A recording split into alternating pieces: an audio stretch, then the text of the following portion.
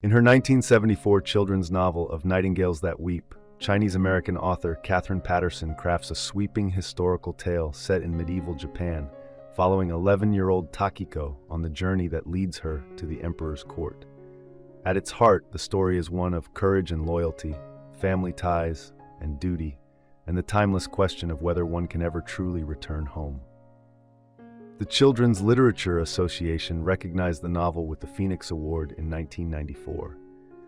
Set during the Genpei War of the 1180s, when the Heike and Genji clans battled for dominion over Japan, the narrative introduces Takiko, daughter of a powerful samurai.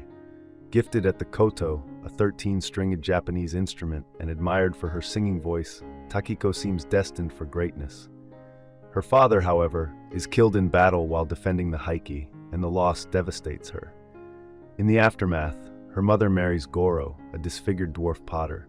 Repulsed at first by his appearance, Takiko resents him deeply, but gradually she discovers his warmth.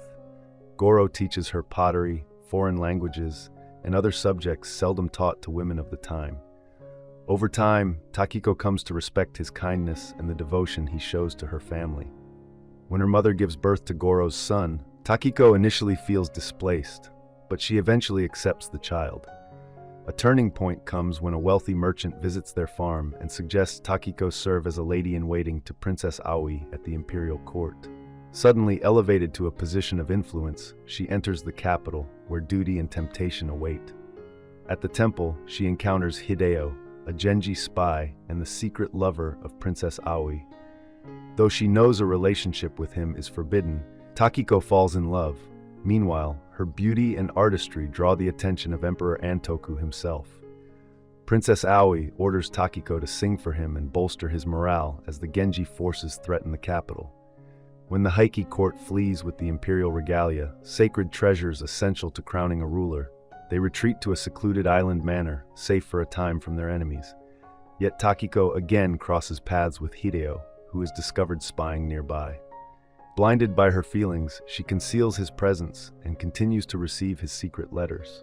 Goro visits, asking her to return home as her mother is expecting another child, but Takiko insists on staying, convinced the emperor still needs her music. Eventually, the Genji adapt their strategies and cross the sea. They attack the manor, burning it to the ground. In defeat, the emperor and several members of his family commit suicide rather than face capture. Takiko, paralyzed by indecision, is taken prisoner. Hideo aids her escape, and she returns to find her mother and brother dead from plague. Overcome with grief, Goro sets their home ablaze, leaving Takiko scarred and disfigured by the flames. She turns to farm work, her once beautiful face and gifted hands ruined, and she soon appears old and worn despite her youth. 2 years later, Hideo seeks her out, but the woman he finds is not the girl he loved. Stripped of beauty, vitality, and music, Takiko no longer captivates him, and he leaves her behind. His rejection forces her to confront the truth. The courtly life is not hers to reclaim. For a time, she lives with the Empress, who questions whether returning to the royal household is truly her desire. Realizing it is not, Takiko chooses a different path. She goes back to Goro, convinced no one else will love her as she is, and vows to be his wife. Together they marry and welcome a daughter, closing Takiko's journey where it began, with family, resilience, and a hard-won acceptance of her fate. Thank you for watching. If you enjoy this video, leave a like and subscribe.